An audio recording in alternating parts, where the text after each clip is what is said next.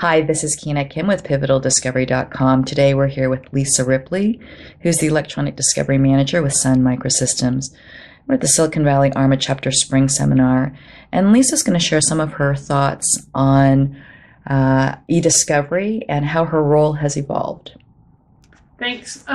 So the reality is most corporations do not have a position as mine. I am the eDiscovery Manager for Sun. The other part of my role is I'm what's called a 30b-6 witness for Sun in regards to electronically stored information, or ESI.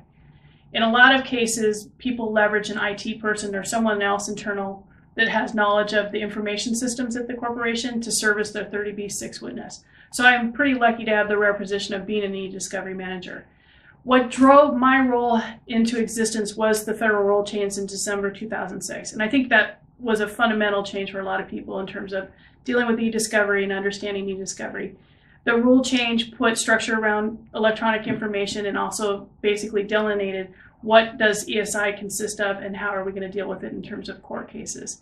And then as a function of that, they also said that you should ideally have an internal representative who can testify on your behalf into how you handle your ESI. So that's how my role came about. Since then, it's kind of blossomed into a lot of different areas. The reality is I do come from an IT background as opposed to a litigation background.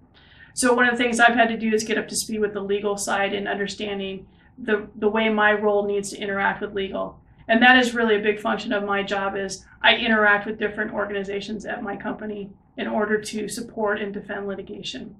So as a large part of that, I spend a lot of my time with legal, assisting them to find the data sources that they're going to need for discovery. But I also have to rely on other organizations inside of our company, in particular our records management organization, to make sure that any kind of data that is needed for the litigation or for support of the litigation can be tracked down. And usually a large portion of that information is going to be in our records management system. So I need to have a very good working relationship with our records management staff.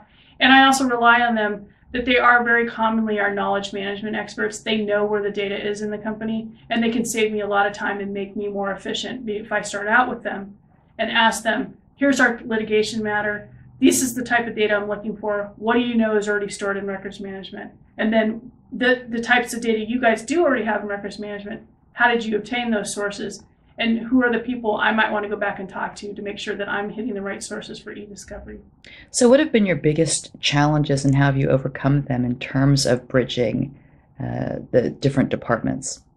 So I think one of the biggest challenges has been dealing with internal culture of a lot of times in large corporations, everything's very siloed. So everybody works really well in their one area, but they don't really work well with others. So getting people to understand that, one, I'm not in there to take over their turf, that I value them as professionals and I understand they have a function, and that I want to take advantage of their skills rather than tromp all over them and say, we're going to do it this way and I want your data now and you're going to give it to me. I look at it more of, hey, can you help me with this? This is the problem I have, and trying to work collaboratively with them. And then the other aspect that, once you get over the turf battles and the politics internally is just, it's a huge problem dealing with eDiscovery. It's a lot of data. It's in very unstructured sources a lot of times. So just being able to deal with your internal culture of how do you handle data? And I think this is one area that a lot of people are having to address now is how can we better handle our data and control it so that it's easier to deal with for eDiscovery. Great. Well, thank you so much for being here with us today, Lisa. You bet. Thank you.